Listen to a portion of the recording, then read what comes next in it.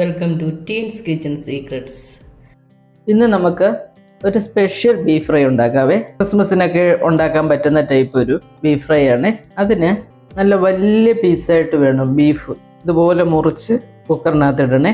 ഇതൊരു 3-4 പീസ് അങ്ങോട്ട് ഇതുപോലെ ഈ വലിപ്പത്തിലിടണേ. ഇതിന് കുറച്ച് കൊഴുപ്പൊക്കെ, കുറച്ച് നെയ്യ് ഉള്ള ബീഫായിരിക്കും ഇതിന് നല്ലത്. ഇതിട്ടതിന് ശേഷം ഒരു കറുവപ്പട്ട, നല്ല വലിപ്പത്തിലൊരു കറുവപ്പട്ട, ഒരു 3 ഏലക്ക, ഒരു 3-4 ഗ്രാമ്പു, ഇത് ഇട്ട് ഒരു 1/2 ടേബിൾ സ്പൂൺ പൊടിക്കാത്ത പെരുംജീരകം ഇടണേ. 1 ടീസ്പൂൺ മഞ്ഞൾ പൊടി, 1/2 ടേബിൾ സ്പൂൺ കുരുമുളക് പൊടി, ഉപ്പ് നമുക്ക് ആവശ്യത്തിന്.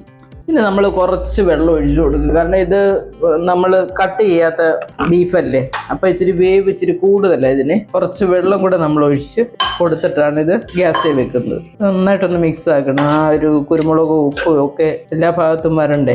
ആദ്യത്തെ വിസിൽ വന്നതിന് ശേഷം ഒരു 20 മിനിറ്റോളം സിമ്മിൽ വെക്കണം. എന്തില്ലെങ്കിൽ വീണ്ടും കുറച്ച് നേരം കൂടെ നമ്മൾ വെക്കേണ്ടി വരും. അങ്ങനെ സിമ്മിൽ ഒരു 30 മിനിറ്റോളം കുക്ക് ചെയ്ത ബീഫായത് കേട്ടോ. അത്രയും വെള്ളം കിടപ്പുണ്ട്. ആ വെള്ളം നമ്മൾ വറ്റിച്ചെടുക്കണേ. അപ്പം അതിലേക്ക് നമ്മളൊരു 8-9 വറ്റൽമുളക് ഇട്ടൊന്ന് ക്രഷ് ചെയ്തിട്ട് അതും കൂടി ഇതിനകത്തിട്ട് കൊടുക്കണേ.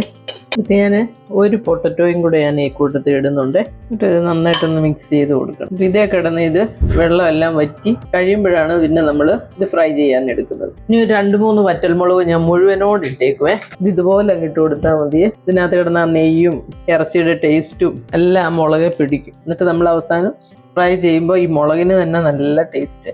ബീഫിൻ്റെ വെള്ളം എല്ലാം വറ്റി ഇതുണ്ടോ, ഇതുപോലെ ആയിട്ടുണ്ട്. ഇതുപോലെ വേണം ആക്കിയെടുക്കാനേ.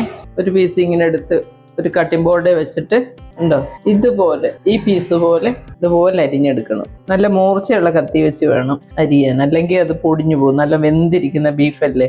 ഇത് മുഴുവൻ അരിഞ്ഞിട്ട് ഞാൻ ബാക്കി കാണിക്കാവേ. ബീഫെല്ലാം അരിഞ്ഞ് നമ്മൾ ഇതുപോലെ വെച്ചിട്ടുണ്ട് കേട്ടോ. ആ പീസിന്റെ വലുപ്പം കണ്ടോ, ഇതുപോലെ വേണം ചരിച്ച് കനം കുറച്ച് അരിഞ്ഞെടുക്കണേ. നമ്മളൊരു ഫ്രൈ പാൻ എടുത്ത് വെച്ച് ഒരു 2 ടേബിൾ സ്പൂൺ വെളിച്ചെണ്ണ ഒഴിച്ചു കൊടുത്തിട്ടുണ്ട്. വെളിച്ചെണ്ണ വേണം ഇതിൽ ഒഴിക്കാനേ. ഇനി ഇതിലേക്ക് ഇതുണ്ട് നമ്മുടെ ആ കുക്കറിൽ ബാക്കി അരപ്പും ആ പൊട്ടറ്റോയും മുളകും എല്ലാം കൂടെ ഉണ്ട്. അതെല്ലാം കൂടെ ഈ എണ്ണ ചൂടാകുമ്പോൾ നമ്മൾ ഇതിലേക്ക് ഇട്ട് കൊടുക്കണേ.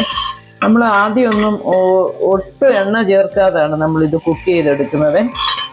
ഈ 2 ടേബിൾ സ്പൂൺ എണ്ണയുടെ ആവശ്യമേ ഉള്ളൂ ഇത് ഫ്രൈ ചെയ്ത് വരാൻ. ഒരുപാട് ഫ്ലെയിം അങ്ങ് ഒത്തിരി കൂട്ടി വെക്കരുത്, ഒരു മീഡിയം ഫ്ലെയിമേ ആകാവുള്ളേ. ഈ പൊട്ടറ്റോയും കൂടെ ഒക്കെ ഇതിനകത്ത് കിടന്നൊന്ന് മുരിഞ്ഞ് വരുമ്പോഴേ നല്ല ടേസ്റ്റാണ്.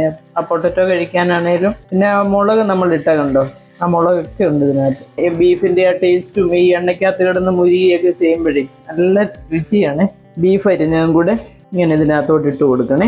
എന്നിട്ട് ഇത് ഒരു സൈഡ് മൂത്ത് കഴിയുമ്പോൾ നമ്മൾ അടുത്ത സൈഡ് തിരിച്ചിട്ട് അങ്ങനെ മൂപ്പിച്ചെടുക്കണം. എൻ്റെ അമ്മയൊക്കെ ഞങ്ങളുടെ ചെറുപ്പത്തിൽ ഇതുണ്ടാക്കി തരും. ഇങ്ങനെ നമ്മൾ രസവും അല്ലെങ്കിൽ പുളിശ്ശേരി അല്ലെങ്കിൽ അപ്പമൊക്കെ ആണേലും ഒരുപാട് ഗ്രേവി ഇല്ലാതെ കഴിക്കുന്ന ചിലർക്ക് ഇഷ്ടമല്ലേ, അതിൻ്റെയൊക്കെ കൊടുത്തിട്ട് ഇത് നല്ലൊരു കോമ്പിനേഷനാകട്ടെ. എല്ലാവരും ട്രൈ ചെയ്യണം. ഒരു വ്യത്യസ്തമായ ഒരു രുചിയാകട്ടെ ഇതിനകത്ത്. ഇതിങ്ങനെ ഓരോ സൈഡും കിടന്ന് ഒന്ന് മൂത്ത് വരണേ. അപ്പോൾ അതാ മൂത്ത് വരുമ്പോൾ അത് 2 സൈഡിലും ആ അരപ്പെല്ലാം പിടിച്ച് നല്ല ഭയങ്കര ടേസ്റ്റ് ആയിട്ടുള്ള ഒരു ഫ്രൈ ഐറ്റമാണ് ഇത് കേട്ടോ. ഇതൊരു 1-2 മിനിറ്റ് ഇങ്ങനെ ഓരോ സൈഡ് മൂപ്പിക്കണം. നമ്മൾ ഒരു സൈഡ് ഇപ്പോൾ 2 മിനിറ്റ് ആയിട്ടുണ്ട്.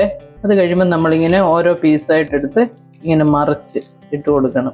2 സൈഡും ഒരുപോലെ മുരിഞ്ഞു വരണം. ഇത് കുറച്ച് സമയം എടുക്കും, എന്നാലും നല്ല ടേസ്റ്റ് കേട്ടോ. ടേസ്റ്റ് കാരണം നമ്മൾ വീണ്ടും ഉണ്ടാക്കും. ഇതിപ്പോൾ എവിടെയെങ്കിലും പോകുമ്പോഴൊക്കെ കുട്ടികൾക്കൊക്കെ ഒരു ദിവസത്തേക്ക് എന്തെങ്കിലും ബീഫോ ഒക്കെ നമുക്ക് ഉണ്ടാക്കി കൊടുക്കണേ. ഇതുപോലെ ഉണ്ടാക്കി കൊടുത്താൽ മതി. പാക്ക് ചെയ്ത് കൊടുത്തു വിടാനും ഒക്കെ നല്ലൊരു ഫ്രൈ ആയത് കേട്ടോ. ഇത് തണുത്ത് കഴിയുമ്പോൾ ഒരു സിപ്പോച്ചിനകത്തോ അല്ലെ ചെറിയൊരു ബോക്സിനകത്തോ ഒക്കെ ആക്കി പിള്ളേർക്ക് കൊടുത്തു വിടാം. ജോലി സ്ഥലത്തൊക്കെ ഇരിക്കുന്ന പിള്ളേർക്ക് നല്ലതല്ലേ. അപ്പോൾ ഇത് മുഴുവൻ ഞാനിതൊന്ന് തിരിച്ചിടാവേ.